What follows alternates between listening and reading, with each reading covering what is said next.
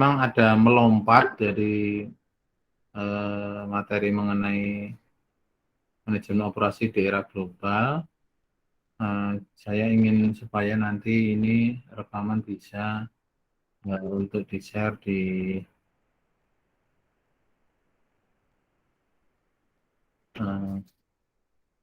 kelas lain ya.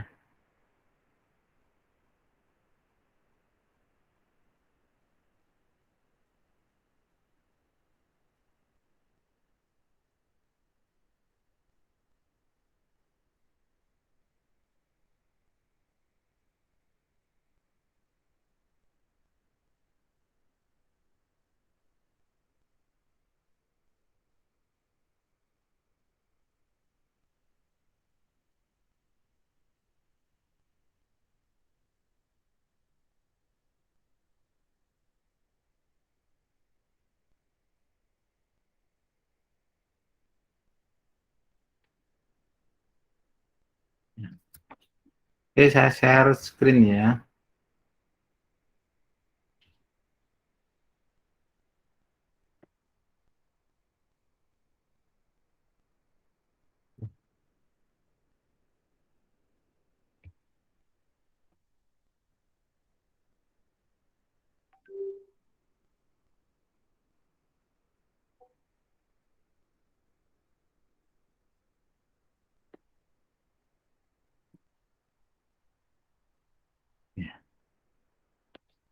Oke, ini yang akan kita bahas, desain proses produksi barang dan jasa. Nah,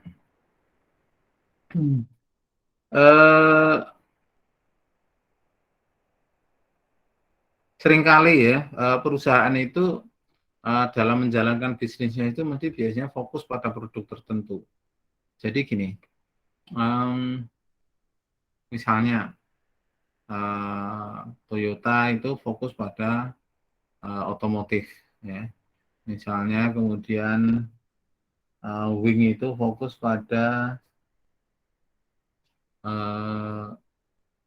deterjen. Namun belakangan karena mungkin sudah merasa mapan itu masuk ke dunia makanan, Wing Food ya, terutama masuk ke dunia industri mie instan. Nah, di sini biasanya kalau suatu produsen yang cukup handal kemudian masuk ke industri lain, maka akan terjadi apa ya, semacam kekacauan lah istilahnya gitu kan, artinya kegaduhan. Ya, pada saat itu ketika mie sedap masuk, itu mungkin Anda masih apa ya, masih SD atau SMP, itu akan menimbulkan apa ya, kegaduhan di mana kayak Indomie gitu ya, semacam itu yang dari Indofood itu gerah ya, artinya memang pasarnya direbut cukup banyak. Biasanya industri baru itu biayanya rendah. Nanti kita bisa lihat dibandingkan dengan industri yang lama. Karena apa? Penjualannya sama, tapi kan kenaikan karyawannya, investasinya gitu kan. Kemudian semua produk itu memiliki siklus hidup, ya, bagaikan seperti manusia yang biasa disebut dengan namanya siklus hidup produk. Jadi selalu produk itu akan mengalami masa pengenalan atau kelahiran, kemudian pertumbuhan, yang pada akhirnya dewasa dan mati. Ya, itu semua. Tidak terkecuali. Mungkin dulu Anda nggak kenal namanya BlackBerry ya, tapi BlackBerry itu pernah dari pengenalan. Jadi sebelum BlackBerry juga ada namanya Nokia kayak gitu ya. Kemudian ada BlackBerry, sekarang sudah mulai ada Android. Apakah Android itu akan menjadi berjaya terus? Belum tentu. Ya, belum tentu. Tergantung dia nanti bisnisnya seperti apa. Jadi perlu ada suatu kegiatan yang terus-menerus untuk secara kreatif dan itu inovatif untuk membentuk atau mendesain produk baru. Ya. Nah, sebagaimana sudah ini layarnya kelihatan ya Mas, Mbak? Kelihatan Pak. Oke. Jadi kemarin pada saat bicara mengenai kapasitas gitu ya, itu selalu ketika perusahaan itu ingin terus eksis, maka mau tidak mau harus arahnya itu mencapai kepuasan konsumen. Jadi desain produk itu harus apa yang diinginkan konsumen. Jadi ketika Anda bisa membuat barang yang bagus gitu ya, bagus dan murah, tapi kalau nggak dibutuhkan konsumen ya nggak akan bisa laku, ya nggak akan bisa laku. Jadi tahapan kemarin yang kita bahas itu konsumen itu bisa ditangkap keinginannya melalui riset pasar. Jadi keinginannya melalui riset pasar. Nah, setelah puas nanti otomatis akan loyal. Jadi ini nanti orang Anda semua yang nanti akan ngambil apa ya? Konsentrasi pemasaran ini akan bergerak di lingkungan ini. Jadi antara kepuasan konsumen dan loyalitas konsumen juga. Nah, setelah riset pasar itu sebetulnya dilepaskan, sebenarnya ini membentuk siklus yang tahapan 2 itu adalah mendesain produk sesuai dengan keinginan konsumen. Nah, setelah ini kemarin yang sudah kita sampaikan juga, setelah didesain itu sebetulnya bisa diaplikasi atau bisa diproduksi atau tidak sebetulnya kayak gitu. Nah, itu bagian orang produksinya atau manufakturnya. Kemudian tahap berikutnya adalah pemasaran produk dengan layanan purna jual yang baik atau dengan garansi lah semacam itu dengan jaminan. Kemudian nanti di total quality management kita akan juga belajar mengenai quality control maupun quality assurance. Nah, ini akan kembali ke tahap 1 di mana riset pasar lagi. Karena apa ya? Keinginan pelanggan itu terus bergerak. Jadi seperti hukum ekonomi juga bahwa atau kepuasan, jadi orang itu ketika sudah dipenuhi ya nggak cukup, akan berkurang lagi. Jadi misalnya suatu saat ini Anda belum bisa cari uang, ketika Anda punya motor itu mungkin suatu kepuasan. Nah, akan kepuasan setelah motornya lama, mungkin akan minta motor yang baru yang grade-nya lebih tinggi, kan gitu kan. Suatu saat kalau Anda sudah pernah motor, pasti punya mobil juga gitu kan. Terus itu keinginan itu tumbuh. Artinya mobil pun misalnya sama-sama Toyota kayak gitu kan, pengen ganti-ganti. Oleh sebab itu kalau Anda melihat baik HP, baik motor, baik mobil itu terus hampir setiap tahun ada produk-produk baru.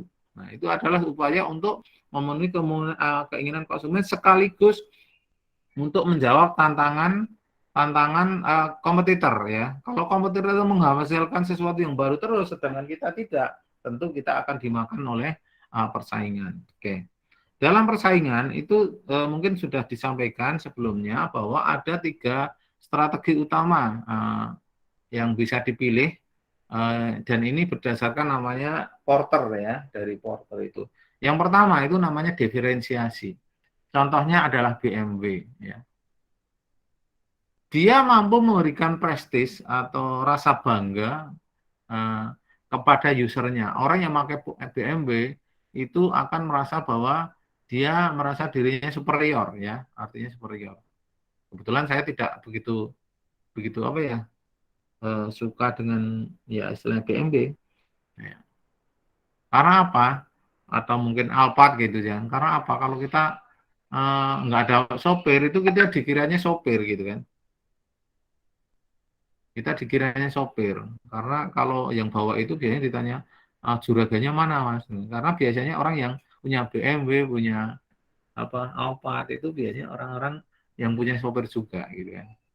Itu yang pertama. Jadi nanti ingat bahwa ada strategi Porter untuk memenangkan persaingan atau keunggulan bersaing. Yang pertama adalah diferensiasi. Yang kedua itu adalah strategi harga rendah atau low cost. Ini dialut salah satunya adalah Walmart. Walmart itu kalau di Eropa sepertinya kurang lebih seperti Alfa atau Indomaret ya. Namun demikian kalau Anda tahu sebetulnya Alfa atau Indo itu harganya di atas harga rata-rata. Ya, kalau Anda tahu sebenarnya harganya di atas harga rata-rata. Artinya cukup mahal. Namun dia mampu memberikan kemudahan bisa menghadirkan dirinya di lingkungan masyarakat terdekat. Jadi bagaikan Anda punya gengsi lah kalau Anda belanja di Indo atau Alfa itu punya gengsi. Bukan di pasar. Padahal kalau saya juga nggak masalah belanja di pasar karena sambil membantu. Ya. Dan yang dijual itu tentunya adalah barang-barang yang standar, bagus tapi dijual agak murah. Ini kalau Walmart ya. Walmart. Tapi kalau Anda Indo atau Alfa itu harganya mungkin kalau di Indonesia di atas rata-rata harga pasaran tradisional. Atau harga misalnya di atasnya harga Moro atau harga Rita kalau di daerah Purwokerto dan sekitarnya. Jadi strategi utamanya ada 3, yaitu diferensiasi atau ciri pembeda, yang kedua adalah biaya yang rendah, dan yang ketiga adalah rapid respon atau fast respon atau kecepatan respon. Nah, ini contohnya adalah yang di sini dicontohkan dalam mata pelajaran ini adalah Toyota. Jadi Toyota itu kalau Anda lihat gitu ya, Anda lihat itu per tahun itu mesti mengeluarkan produk baru, ya, produk baru. Dan kadang tidak hanya satu. Ya, misalnya ada Avanza, Avanza pun nanti generasinya terus bergerak, ya. Kemudian ada RAS, ya gitu kan. Itu yang sering kita lihat sehari-hari ya. Kemudian ada apa yang kecil itu ya, namanya saya lupa, saya nggak punya. Punya ada Fortuner juga kan, ya. Ada yang kecil itu apa ya, saya lupa ya. Sedan kecil itu. Kemudian dulu ada Soluna udah tutup ya, sudah stop list. Nah, terus bergerak terus ya. Avanza juga ada Veloz, sekarang ada New Avanza dan sebagainya. Terus jadi mereka mengeluarkan supaya apa? Supaya mereka tidak kalah persaingan ya. Untuk mengupgrade atau menyesuaikan dengan keinginan pelanggan. Dan itu akan terus ya, akan terus. Karena kalau mereka tidak menciptakan produk-produk yang baru, otomatis akan dilimbas zaman. Nah, sekarang yang terbaru tentunya adalah mobil-mobil listrik ya. Mobil listrik. Oke, ini adalah 3 strategi utama Potter ya. Nanti harus diingat-ingat karena itu pasti akan menjadi hal yang bisa kita bawa sampai nanti ya. Kemudian ada produk life cycle. Jadi di sini kenapa kita harus mendesain selalu produk baru gitu kan? Yang pertama, produk itu akan selalu mengikuti tren kayak gini, ritme kayak gini. Ya.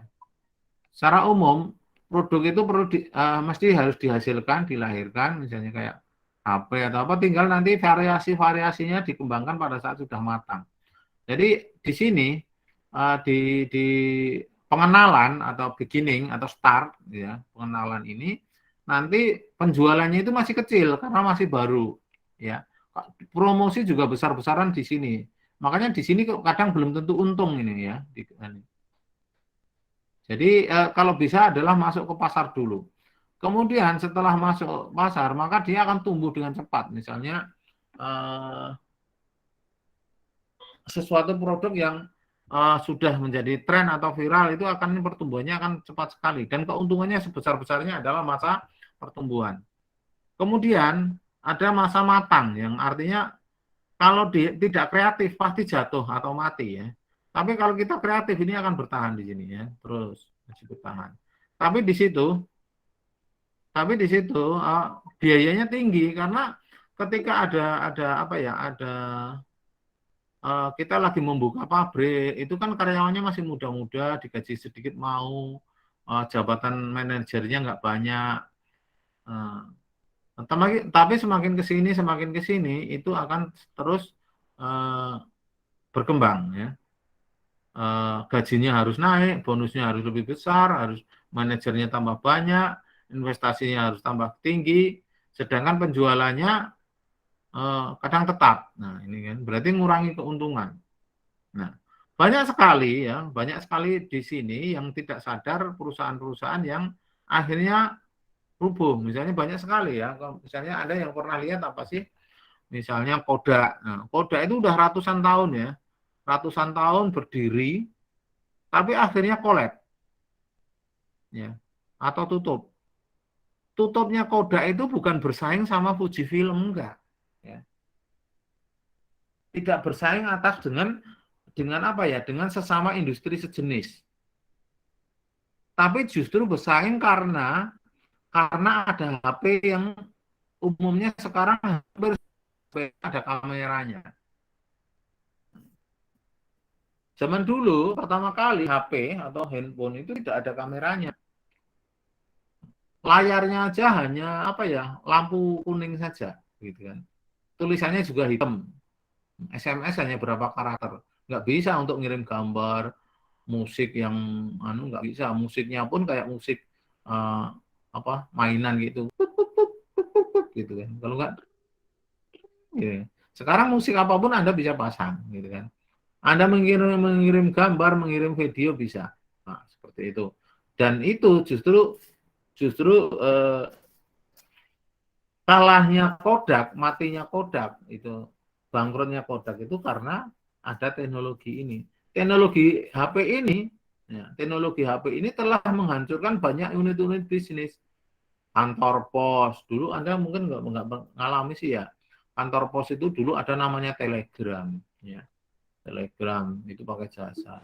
Kemudian ada juga kalau mau lebaran kayak gini atau tahun baru itu ada namanya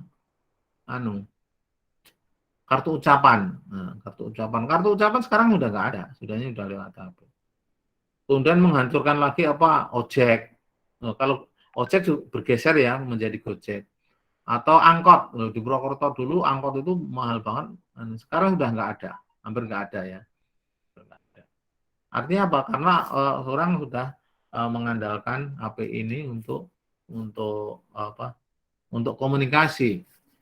Jarang berpikiran. Jadi kalau misalnya ngomong apa, kalau zaman dulu itu menulis surat ya, menulis surat ditempeli perangko. Sekarang hampir nggak ada. Kalau pengen cepat sehari dengan telegram yang dikirimkan dengan kode-kode ya, titik dan garis. Selain kode apa? Ada lagi Nyonya Menir gitu. Nyonya Menir itu berdiri sejak kapan ya? 1929. Capek mungkin ya. Kesel kakinya gitu. Berdirinya kelamaan. Sekarang pada tahun berapa itu? 2000 berapa? 18 atau 17 itu tutup. Nah, itu artinya apa? Dia tidak cukup mampu atau memang umurnya segitu gitu ya. Siklus hidupnya udah nggak nggak apa ya, sudah dewasa dan akhirnya mati. Semua produk yang melekat atau yang Anda lihat itu pasti mengalami seperti itu, apa ya? Misalnya mau HP atau apa mesti ada pengen motor juga kayak gitu. Ya. Kan masih ada motor. Ya, motor tapi teknologinya sudah beda lagi, udah usang. Modelnya juga udah beda. Gitu ya. Nah, ini. Sampai di sini mungkin ada pertanyaan? Ada pertanyaan silahkan. Belum ada, Pak. Nah, Mas Anil, mungkin ini Iyas Damayanti, Mbak Iyas. Ada 3 strategi bersaing yang tadi saya sampaikan apa saja ya? Dari Porter.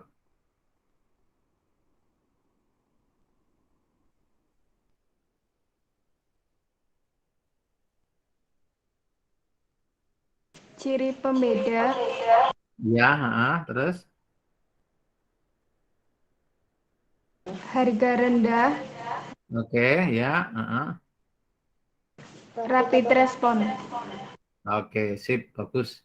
Jadi memiliki ciri pembeda dalam konteks ini adalah kualitas terutama ya. Dicontohkan tadi apa? Perusahaan ciri pembedanya itu adalah apa ya, Mbak? Contoh perusahaannya ya, Mbak?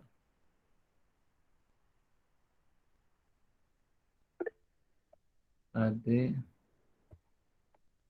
contoh perusahaannya itu adalah BMW, kemudian untuk low cost atau biaya rendah itu adalah Walmart, dan untuk respon yang cepat atau rapid respon atau fast respon itu adalah Toyota. Oke, bagus Mbak Yas, bisa memahami dan bisa saya lanjutkan. Ya. Nah, ini tadi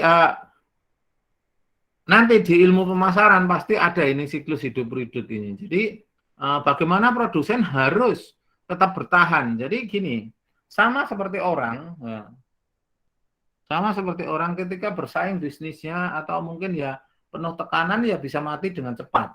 Tapi kalau dia mau berusaha bertahan, kalaupun apa ya sakit itu harus berobat, itu kan bisa umurnya bisa lebih panjang. Oke. Dalam analisis produk berdasarkan nilai, itu mengurutkan produk dalam urutan menurun berdasarkan kontribusi uang masing-masing kepada perusahaan serta total kontribusi uang tahunan produk tersebut. Laporan analisis produk akan digunakan untuk mengevaluasi produk yang dieliminasi dan gagal. Jadi, dalam siklus hidup produk itu, nanti suatu saat Anda mungkin punya produk-produk yang banyak, gitu kan. Nah, produk yang banyak itu pada akhirnya kadang tidak semuanya menguntungkan. Nah, ini bagian dari apa yang harus menjadi keputusan dari Anda seandainya menjadi seorang manajer operasi, mana itu yang harus diamputasi atau diputus supaya tidak membebani perusahaan, ya, membebani perusahaan. Misalnya Anda memiliki apa itu produksi fashion gitu kan, ada divisi jin, celana jin, ada divisi hijab, ada divisi mungkin bagian dalam gitu. Ternyata Anda itu pasarnya itu di komunitas area Muslim, misalnya Nusa Tenggara Barat gitu kan.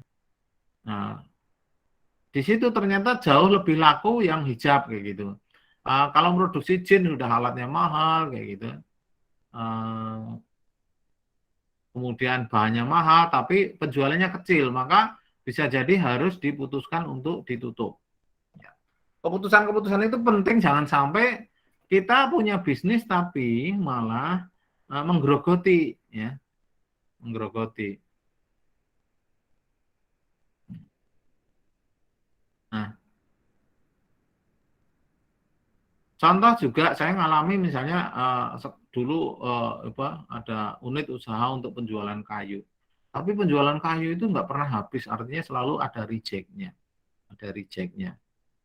Penjualan 60% sudah berhenti, artinya apa? Nggak bisa menguntungkan. Akhirnya saya ganti dengan usaha jaringan yang dimana hampir nggak ada yang reject, ya, nggak ada yang reject, semuanya produk bisa terjual. Walaupun lebih pelan, masih lebih pelan, tapi itu keputusan itu harus diambil karena masalah perkayuan itu udah di ujung zaman, teknologinya itu sudah akan diganti, kecuali yang bagian kayu-kayu yang klasik, kayak gitu ya. Jadi mengangang dalam konteks ini kita harus mengambil keputusan untuk menghentikan. Termasuk kalau Anda tahu Panther itu sudah nggak diproduksi, ya Panther. Makanya kalau Anda punya Panther ya berarti itu adalah Panther terakhir karena itu keputusan bisnis yang akhirnya harus diamputasi. Ya. Kemarin kabarnya Pak Jero juga akan dihentikan, gitu kan. Artinya pasti apa? Di situ pasti ada sesuatu setelah dianalisis. Maka perlu, tapi biasanya itu akan muncul produk baru pengganti. Yang baru juga Jazz itu sekarang sudah nggak ada, kalau nggak salah diganti menjadi City gitu ya. City, bukan City Mutmainah, bukan ya. Tapi City, Honda City gitu ya. City atau kota itu. Ya. Jadi masih harus ada keputusan-keputusan strategis yang intinya adalah meraih keuntungan sebesar-besarnya. Oke. Nah, dalam penciptaan produk itu bisa berubah karena yang pertama adalah untuk memahami pelanggannya. Ya. Jadi pelanggan itu maunya seperti apa? Sama sebetulnya misalnya Anda membuat jam. Jam itu sebetulnya bukan yang laku itu karena yang berputarnya lebih cepat gitu ya, lebih mencapai itu enggak. Ya. Jam itu tetap sama. Perputarannya ya sehari 24 jam. Sedetik 1 menit itu 60 detik gitu. Satu jam 60 menit. Bukan yang ini jamnya bisa 30 sehari 30 jam. Enggak. Tapi yang membedakan adalah mungkin kreativitas. Oh, dia desainnya yang bagus, kualitas yang bagus, harganya relatif murah, dan itu yang bisa tahan air, yang mampu mengingatkan ketika kita lupa sesuatu kan gitu. Kemudian karena ada perubahan ekonomi atau ekonomis ya. Jadi perubahan itu bisa jadi seperti itu. Ya. Misalnya perubahan ekonomi itu apa? Misalnya Anda menemukan batu ya. Batu ya kalau di tempat Anda hanya akan menjadi batu apa ya? Batu untuk pasangan fondasi. Tapi ternyata batu itu, jadi di daerah mana itu, Kedung Bandeng itu juga ada batu itu ditambang. Orang setempat itu tahunya ya ditambang hanya untuk apa ya? Untuk bangunan, tapi ternyata itu dibelah, digergaji, diekspor ke Korea. Nyatanya itu bisa harganya sangat mahal sekali. Nah, itu karena menyangkut nilai ekonomis. Nilai ekonomis yang lain misalnya apa? Bisa jadi di tempat Anda itu air itu mengalir bebas ya, mata air itu terbuang mengalir yang ujungnya ke sungai. Ke sungai akhirnya sampai laut ya nggak ada nilai ekonominya. Tapi bagaimana air itu bisa menjadi ekonomi misalnya Anda kemas kayak gitu kan. Anda kemas dengan botol atau dengan gelas, itu sudah menjadi kegiatan penciptaan produk baru. Masalahnya kalau Anda tidak terbiasa gitu kan. Ya, apa yang menjadi sekeliling Anda itu lewat gitu saja. Nah, orang yang biasanya menciptakan hal-hal yang menjadi nilai ekonomi itu ya apapun jadi uang. Nah, bisa jadi rumput yang Anda injak-injak itu menjadi barang yang sangat mahal. Gitu kan. Serabut kelapa yang mungkin selama ini Anda bakar bisa jadi menjadi produk mahal. Kemudian adanya perubahan sosiologis dan demografis. Nah, perubahan sosiologis dan demografis itu misalnya dari tempat awalnya tempat biasa akhirnya menjadi tempat wisata atau tempat biasa menjadi bandara. Artinya apa? Pasti terjadi pergerakan produk. Nah, yang sekarang misalnya Anda lihat itu misalnya Anda ke Kulon Progo ya. Kulon Progo itu dulu yang sebelum dekat bandara itu ya pesawahan. Tapi sekarang mulai tumbuh hutan-hutan beton, hotel-hotel, dan pasti di situ nanti akan terjadi perubahan demografis.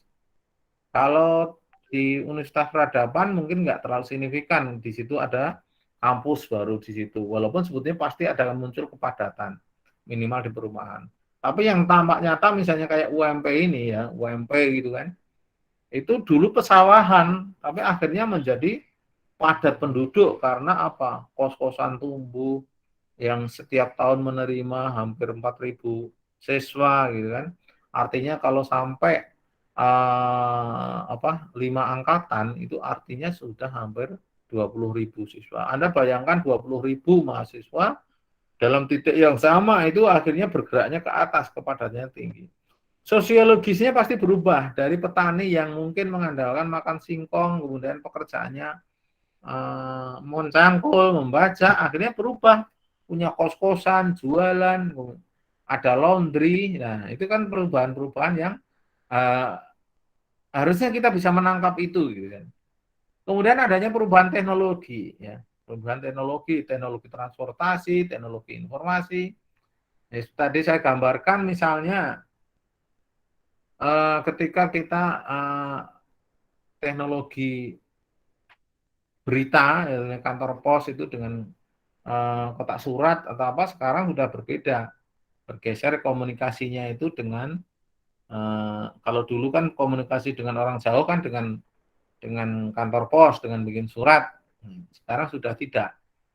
Nah, dengan mengetik atau menelpon ini semuanya sudah selesai. Jadi kita dulu ketika mengucapkan mantan dosennya dengan kartu ucapan selamat, sekarang cukup dengan membuat WA. Nah, WA itu sebetulnya melalui perkembangan juga siklus-siklusnya. Yang pertama dulu namanya pakai pager gitu kan. Jadi teknologinya itu pertama itu misalnya Telegram, kemudian ada pager. Pager itu alatnya bukan HP, kecil gitu kayak gamebot gitu kan. Game itu hanya ngetik berapa karakter gitu kan. komunikasi seperti itu. SMS tapi jadul, bukan SMS lagi. Sekarang Anda pun mungkin nggak mengenal SMS. Kemudian mulai ada SMS, ya SMS yang mungkin karakternya bisa lebih lama, lebih panjang.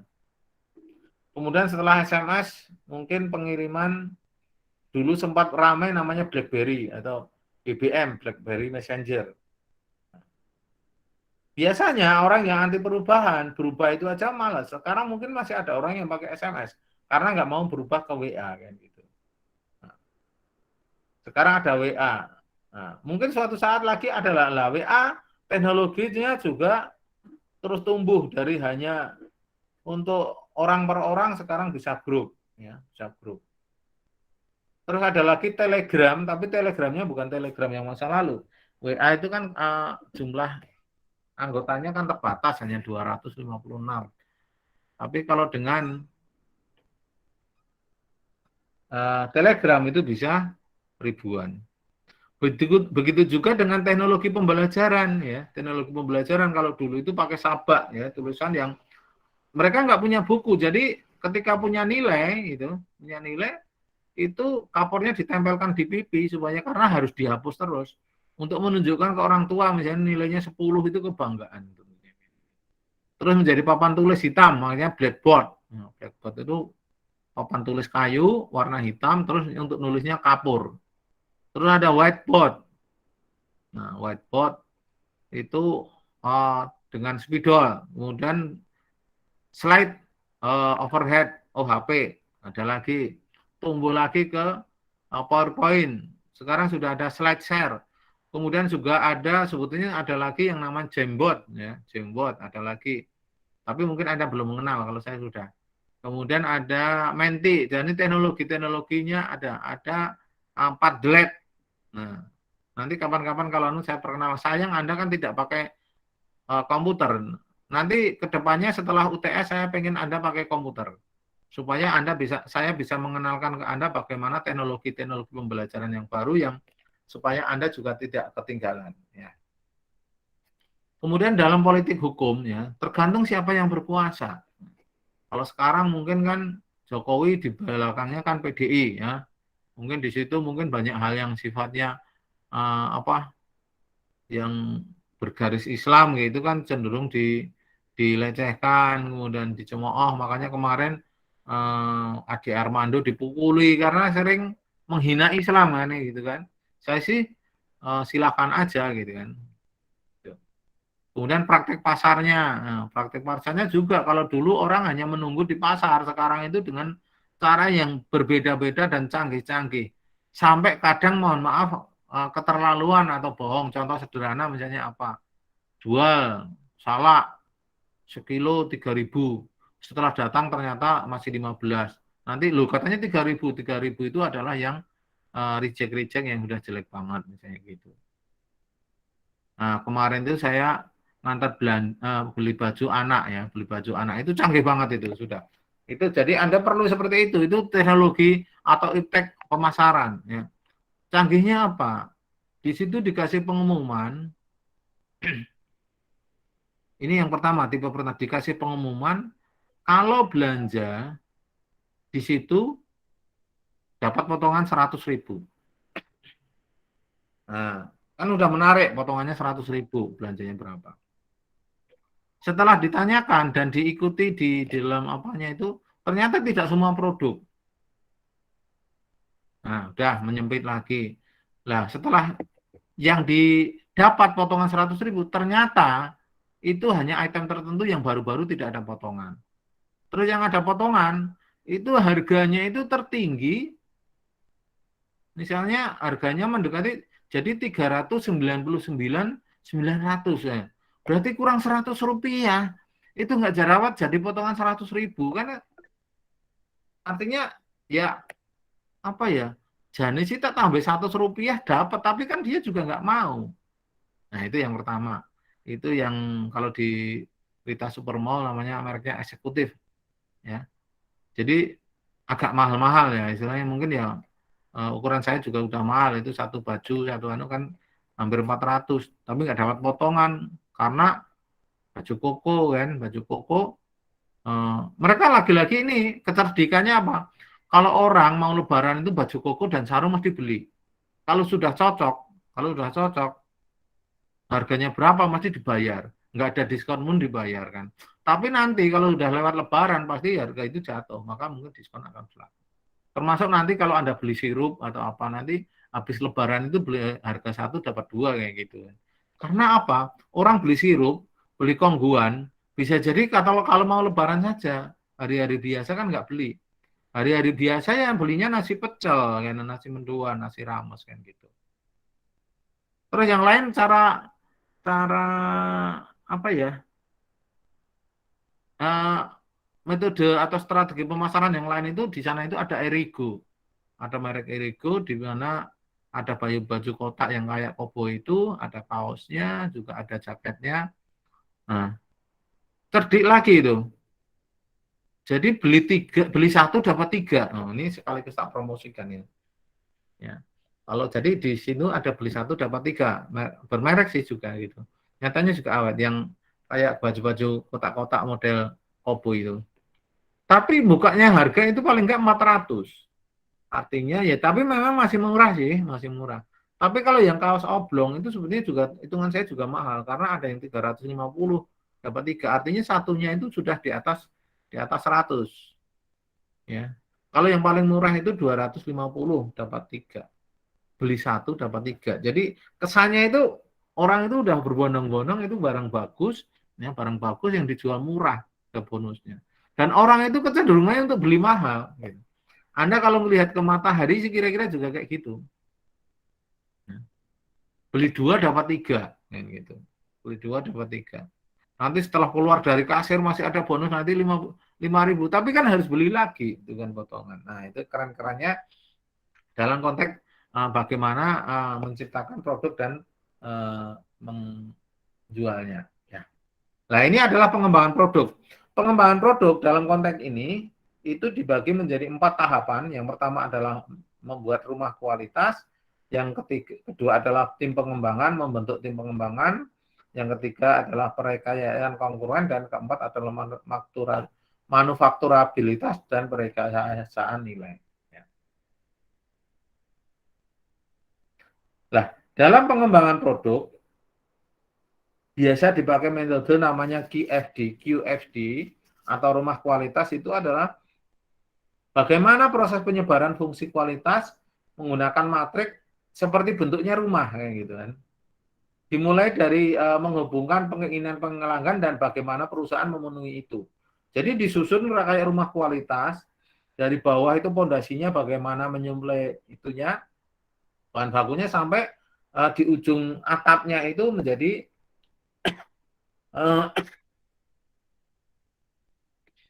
kualitas yang diinginkan oleh pelanggan. Ada 7 langkah dasar untuk membangun rumah kualitas. Yang pertama adalah mengidentifikasi keinginan pelanggan, itu di bagian dasar. Yang kedua, mengidentifikasi bagaimana barang dan jasa memuaskan keinginan pelanggan. Jadi, yang pertama itu setelah keinginan pelanggan itu seperti apa, terus yang kedua adalah bagaimana mewujudkannya.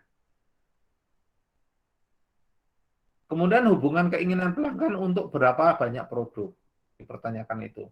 Yang keempat, itu mengidentifikasi hubungan antara berapa perusahaan, artinya suppliernya ada berapa, gitu kan yang bisa mensupport. Kemudian pengembangan peringkat kepentingan. Yang keenam, mengevaluasi persaingan produk dan yang ketujuh adalah menentukan atribut teknis yang diinginkan, kinerja Anda dan kinerja kompetitor. Bentuknya ini. Ya.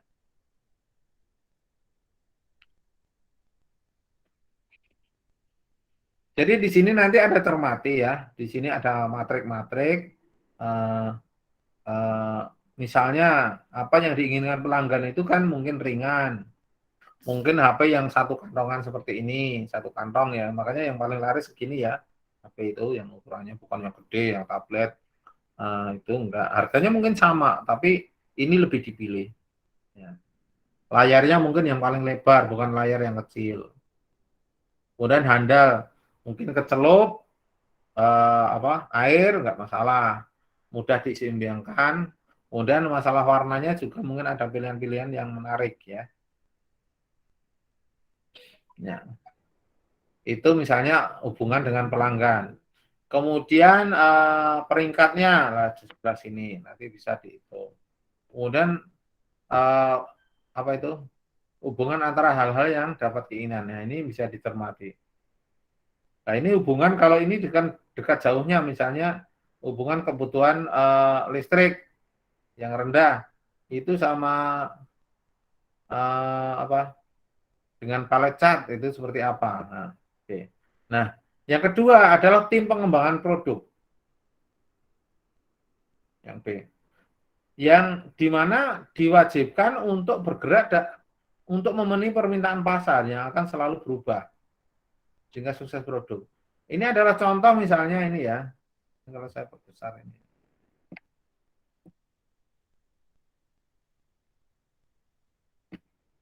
Jadi bagaimana suatu produk yang sangat kompleks ini ya, harganya mungkin agak mahal, itu ada klaimnya di sini, ada di sini, kemudian ada garisnya sini, melekuk, ini kan biayanya jadi mahal prosesnya. Kemudian disederhanakan ya, sederhanakan.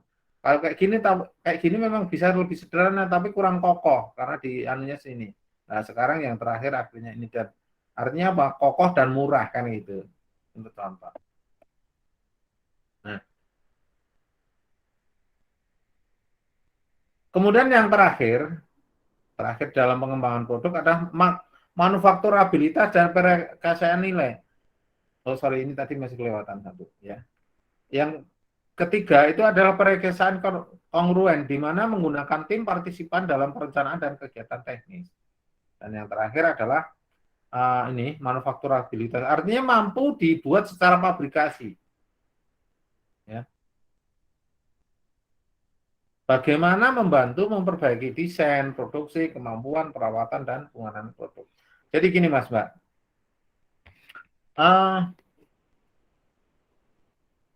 saat ini banyak hal-hal di Indonesia itu mungkin yang sifatnya manual kan gitu kan, dan terbatas. Maksudnya apa? Misalnya di mana ya? Kalau di Bumi Ayu itu ada ketan pencok ya, yang enak Bu Badriah atau siapa kayak gitu. Nah, selama ini ya, ketan itu mungkin umurnya paling banter 1 hari atau 2 hari lah kayak gitu. Dengan besek. Memang sangat tradisional mungkin jual itu. Tapi Anda mempunyai gaya yang, dan itu laris, peminatnya banyak. Ya. Pertanyaannya, kenapa tidak dibikin ketan pencok instan misalnya, yang bisa dibawa ke Singapura, ke Arab, ke Jakarta dalam beberapa hari masih utuh. Bahkan bisa bertahun-tahun. Ibaratnya kondisi perang pun bisa. Karena apa?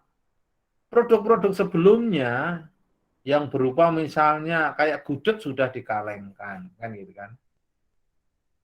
Sambal goreng disarankan, sambal sudah dikalengkan. Di sana Nusa Tenggara Barat sana sate sudah dikalengkan, ya diawetkan gitu. Artinya apa? Itu peluang juga. Kan, gitu. Selama ada peminatnya, Anda bisa berkreasi kayak gitu, pasarnya semakin luas.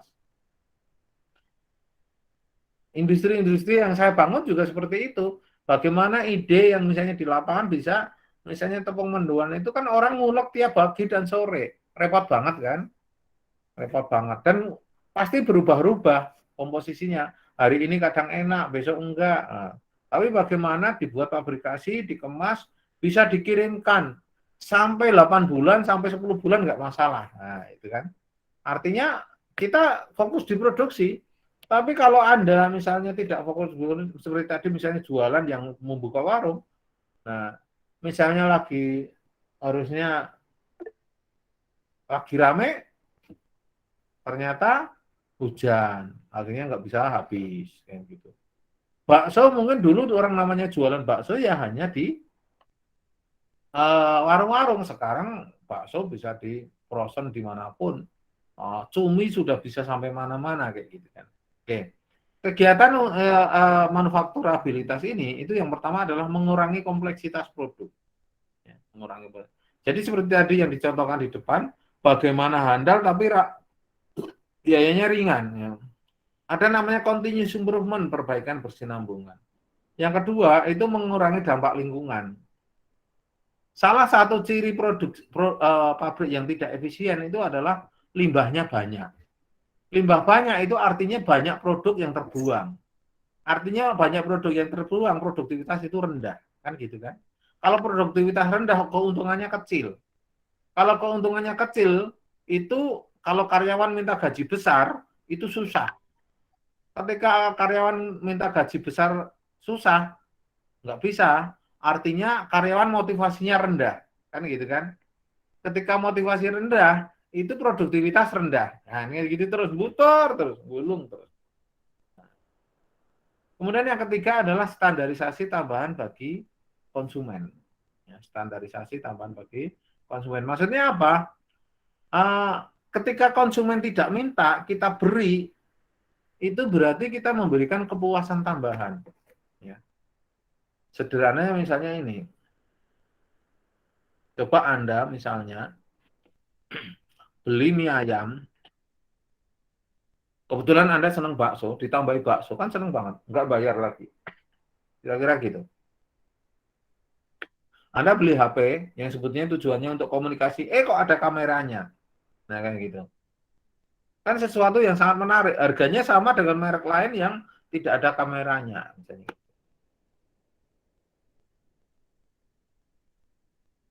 Anda belanja di suatu mall atau supermarket, beli baju, ada hadiah topi. Nah, itu kan menarik sekali. Jadi ada tambahan bagi komponen atribut, ada tambahan atribut.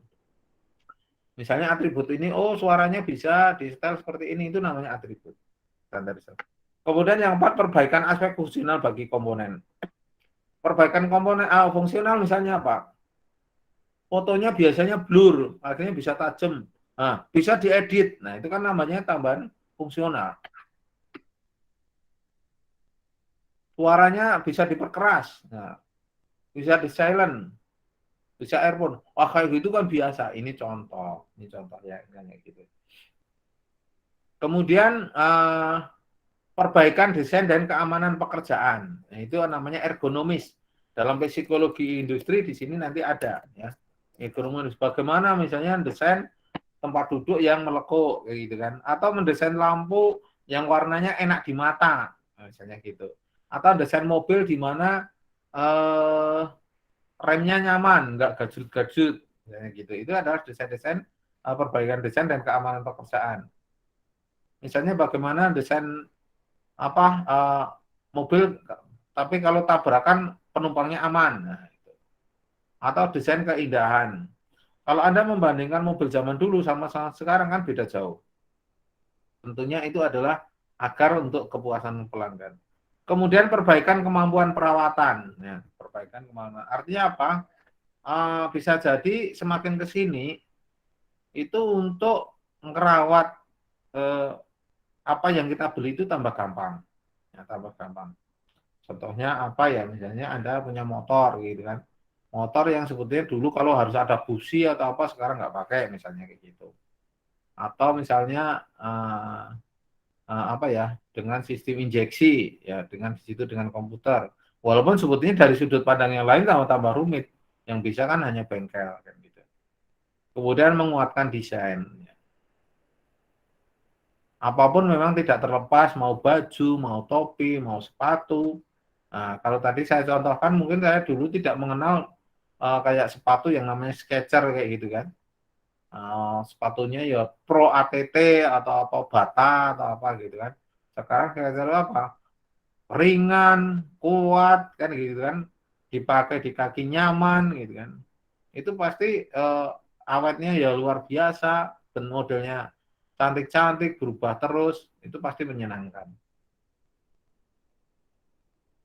Nah, kemudian ada peluncuran desain produk itu bisa dibantu dengan desain yang baik, desain modular. Desain modular itu maksudnya apa? Jadi membuat desain satu kayak nyablon itu dihasilkan cetak berulang kali terus-menerus. Nah, dalam hal lain kan kemarin ada kita manufaktur itu kan ada yang sistem batch, ada sistem continue. Kemudian desain dibantu dengan komputer, misalnya AutoCAD, kemudian kalau itu untuk sipil atau arsitek kayak gitu ya. Kemudian Anda mungkin ada drawing atau apa sejenisnya ya. Kemudian percetakan atau nyetak 3 dimensi juga sudah mulai ada. Ya. Oke. Nah ini adalah contoh rentetan itu mengenai proses rantai jaringan rantai proses atau proses chain network. Jadi di situ mengatur kegiatan menjadi 3 wilayah, wilayah interaksi langsung, wilayah interaksi pengganti, dan wilayah pemrosesan independen. Nah, ini saya kira sudah habis. Ini sebetulnya materinya agak ya melompat ya Mas ya. Nah, ini nanti kita kembali ke belakang karena kebetulan yang apa ya? Mahasiswa yang Kamis itu katanya kan mau demo gitu, demo damai gitu ya, minta izin. Makanya modelnya saya ganti nanti dengan apa ya? Dengan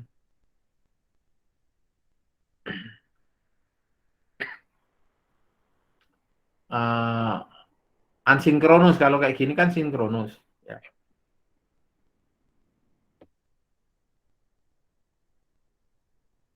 Sampai di sini mungkin ada pertanyaan yang ditanyakan? Silahkan.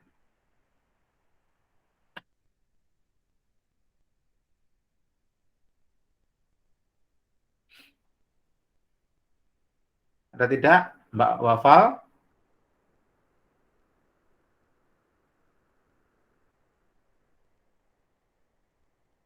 Ada pertanyaan tidak? Mbak Ayu? Ayu Reno? Tidak ada, Pak. Nah, nggak ada, nanti ya harus paham juga ya. Pokoknya nanti saya tes. Oke. Saya kira kalau tidak ada pertanyaan, saya kira cukup hari ini ya. Cukup ya?